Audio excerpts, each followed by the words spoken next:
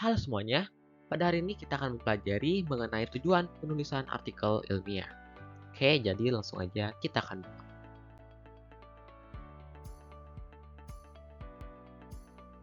Nah, tapi seperti biasa, sebelum kita lanjut, ada tujuan pembelajaran yang harus kalian capai setelah menonton video ini.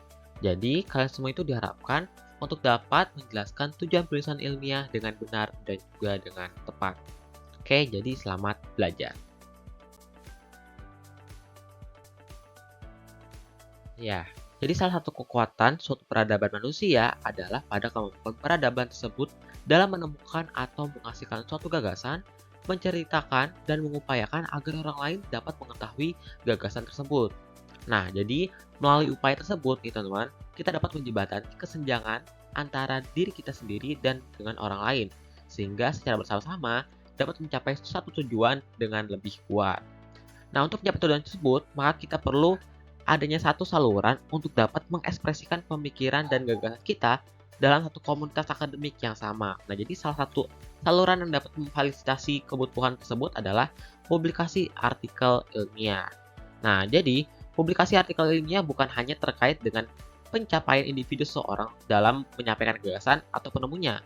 Lebih daripada itu, teman-teman nih, publikasi ilmiah membuka dialog dan umpan balik terhadap suatu topik dalam diskusi akademik.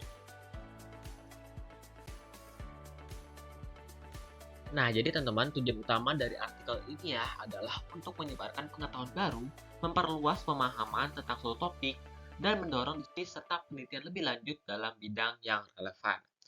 Nah, secara umum, langkah-langkah yang biasa dilalui penelitian dalam mempublikasikan penelitiannya sebagai artikel ilmiah ada 5 langkah-langkah ya, teman-teman, atau 5 tahapan. Yang pertama itu adalah melakukan pemeriksaan ilmiah. Yang kedua adalah memilih jurnal yang tepat untuk diseminasi.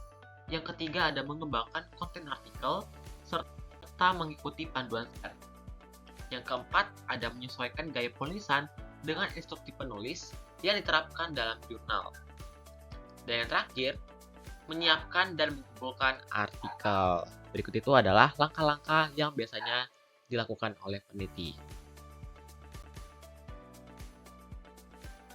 Ya, tadi kita telah sama-sama mempelajari apa saja tujuan penulisan artikel ilmiah dan juga langkah-langkah yang biasanya yang dilakukan oleh peneliti ya, teman-teman ya. Nah, sekarang kita dapat menyimpulkan nih dari pembahasan tersebut bahwasannya artikel ilmiah itu punya tujuan utama yang dimana itu untuk menyebarkan pengetahuan baru dan mendorong diskusi serta penelitiannya lebih lanjut ya, entah itu dimodifikasi atau untuk dikembangkan lebih maksimal. Nah, berikut itu adalah rangkuman dari tujuan utama penulisan artikel ilmiah. Nah, teman-teman, setelah kita membahas mengenai tujuan artikel ilmiah, nah menurut kalian nih, apakah artikel ilmiah sekarang ini sudah relevan di era digital saat ini? Nah, sekarang kalian bisa tuliskan pendapat kalian di kolom komentar video di bawah ini ya, teman-teman ya.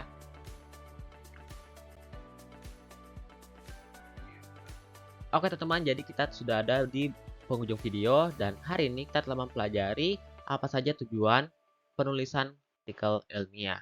Semoga video ini dapat bermanfaat buat kalian semua. Terima kasih dan sampai jumpa di video selanjutnya.